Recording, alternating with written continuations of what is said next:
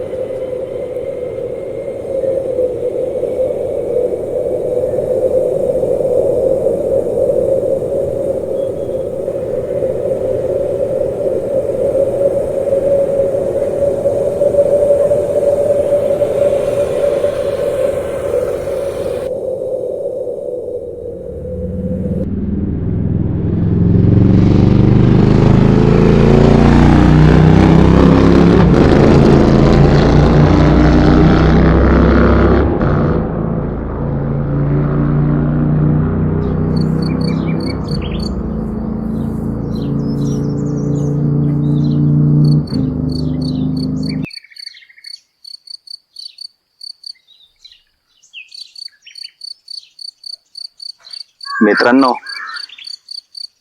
आता आपला रस्ता संपलेला आहे. आपण पोचलेलो आहोत हीच ती टेकडी.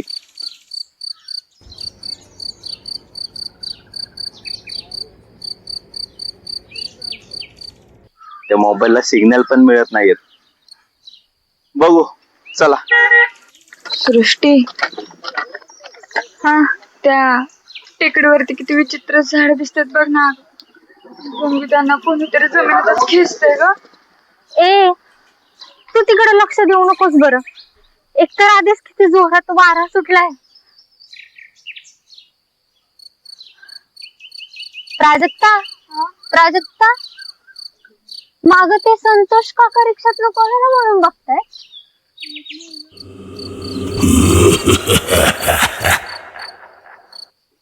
अरे असं कसं होऊ शकतं? तो मागाशी दिसलेला व्यक्ती आता पण दिसतोय पाठीमागे. साप सोबत असलो ना की सावल्या सुद्धा शत्रू वाटू लागतात. संतोषराव, तुमचं लक्ष रस्त्याकडे नाहीये म्हणून तुम्हाला भास होतात.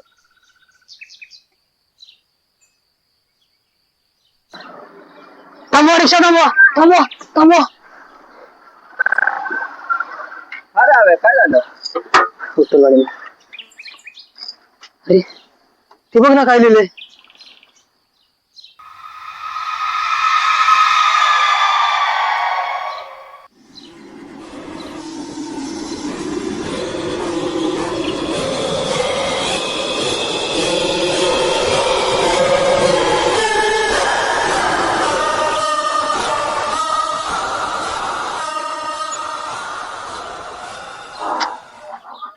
अरे अविनाश, हा कोणता खोडकर पोराचा उद्योग असेल.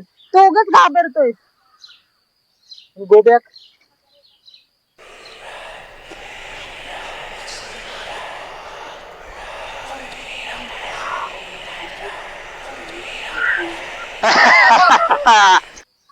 मित्रांनो, इकडं तर आपण गाड्या लावल्यात. पुढं सगळे पाय वाटत दिसते. मी काय म्हणतो, मला विचारलं तर बरं होईल. तसंच करू.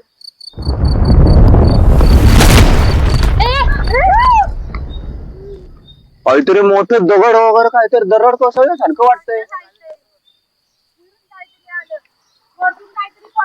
बघ बरं.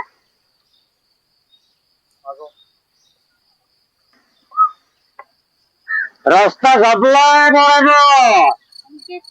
इथून पुढं फक्त टेकडी आहे.